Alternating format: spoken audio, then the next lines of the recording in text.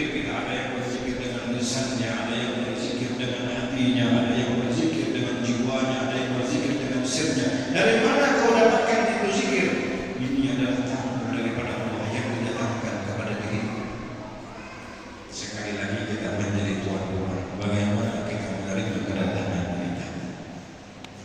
Hadirin wal hadirat yang dirahmati Allah Subhanahu wa taala. Jadi setiap saat kita menerima tamu dan setiap saat kita menjadi tuan rumah. Kalau tamu dalam wujud manusia saja datang masuk rumah kita, assalamualaikum, kita terima waalaikumsalam warahmatullahi wabarakatuh, datang. Dan masuk ke dalam rumah kita, begitu dia duduk itu tamu, dia sudah membawa satu rahmah, membawa satu barakah. Tamu manusia biasa, orang biasa yang datang, bukan orang alim, bukan orang soleh, bukan wali, bukan para nabi, bukan para rasul, orang biasa datang. Tamu datang ke rumah kita, karena dia menjadi tamu bagi rumah, otomatis begitu menjadi tamu bagi diri orang yang ada di dalam rumah. Masuk dia, duduk di rumah kita. Ini orang datang membawa 1000 rahmah, dia datang membawa 1000 barakah. Datang dari mana? Utusan Allah Subhanahu wa taala. Dia datang dengan kudrat Allah, dan dia mungkin punya hajat yang kita tidak akan bisa mengabulkannya. Dia punya keinginan yang kita tidak bisa sampaikan keinginannya. Mungkin dia punya cita-cita yang kita tidak bisa berikan cita-citanya. Mungkin dia datang membawa penyakit yang kita tidak bisa mengobati penyakitnya. Mungkin dia membawa masalah yang kita tidak bisa menyelesaikan masalahnya. Bagaimana keadaan si tuan rumah? Berserah kepada Allah. Itu datang ya Allah, orang itu dengan kudrat iradatmu. Dia punya hajat yang saya tidak bisa kabulkan. Tolong kau kabulkan hajat keinginannya. Hadirin wal hadirat yang dirahmati Allah. Sekali lagi ikram dhuyuf, penghormatan kepada tamu, hubungannya erat dengan iman kepada Allah Subhanahu wa taala dan iman kepada hari kemudian. Jadi kalau kita bahas banyak ini, yang penting sudah garis besarnya sudah terbuka.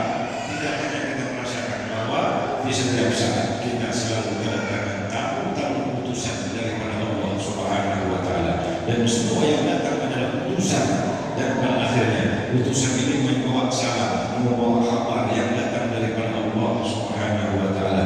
Dan alhamdulillahnya pada malam hari ini kita kedatangan tamu yang sangat mulia, Majelis Rasulullah sallallahu alaihi wasallam, yang serangkai sepaket di dalamnya Maulid Atiyah Ulami, yang ada di dalamnya para anak cucu Nabi besar Muhammad sallallahu alaihi wasallam. Hadirin wal hadirat yang dirahmati Allah Subhanahu wa taala. Ini adalah cucu Rasulullah yang ada sepaket bersama Majelis Rasulullah ini. Memang sengaja disiapkan oleh Allah Subhanahu wa taala. Malam ini orangnya. Ini orang yang memang disiapkan. Ada ahli dua, memang disiapkan oleh Allah. Ada Marahbah, ada Al-Ghazali, ada Al-Hasan. Memang disiapkan oleh Allah Subhanahu wa taala. Kembali lagi kepada kita, bagaimana kita menerimanya. Ini sepakat dengan Majelis Rasulullah sallallahu alaihi wasallam. Jadi tamu mulia ini tidak akan datang kepada sembarangan orang. Tamu mulia tidak akan datang kepada sembarangan orang. Majelis ini saja namanya sudah berhubungan dengan nama baginda sallallahu alaihi wasallam, Majelis Rasulullah. Yang datang bersama sepaket di dalamnya adalah zuriat keturunan Rasulullah sallallahu alaihi wasallam, yang mereka itu setiap saat dinaikkan Tuhan derajat makus, tidak terkejar kita. Anak cucu Rasulullah tidak terkejar oleh kita. Saya tidak akan pernah mau mengejar mereka. Saya tangkap mereka, saya ikut naik. Kalau mengejar tidak bisa kejar, laju. Coba setiap saat orang baca Allahumma sholli ala sayyidina Muhammad wa ala ali sayyidina Muhammad, terus salawat kepada Nabi, kemudian kepada mereka, bisa kejar? Tidak bisa kejar. Itu orang setiap sholat itu pasti itu salawat kepada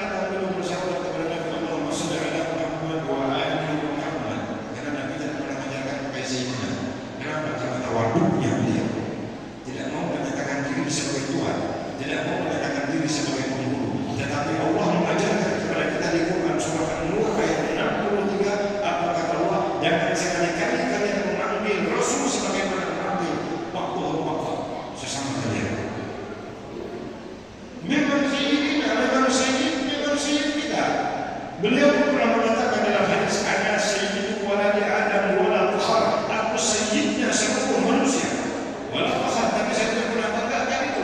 Sehingga ketika Nabi ajarkan salawat kepada para sahabat, Nabi tidak pernah mencantumkan sayyidina.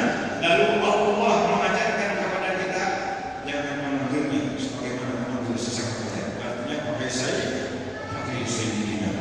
Lalu ketika orang yang mengatakan Allahumma shalli ala Muhammad wa ali Muhammad, Nabi pukul 3 kali lantai. Salawat ini yang betul. Ada orang kata Allahumma shalli ala Muhammad, dia pukul sekali. Ada itu. Ada orang kata Allahumma shalli ala Muhammad wa ali, dia pukul, beliau pukul 2 kali. Ketika orang datang yang ketiga Allahumma shalli ala Muhammad wa ali Muhammad, dia pukul 3 kali. Apa kata beliau? Salawat ini yang betul-betul. Salawat yang ada keluarga Nabi di belakangnya. Salawat Nabi Muhammad. Hadirin wal hadirat yang dirahmati Allah Subhanahu wa taala. Itu paket bersama dari tamu mulia yang datang kepada kita pada malam hari ini dalam wujud bentuk dan namanya adalah Majelis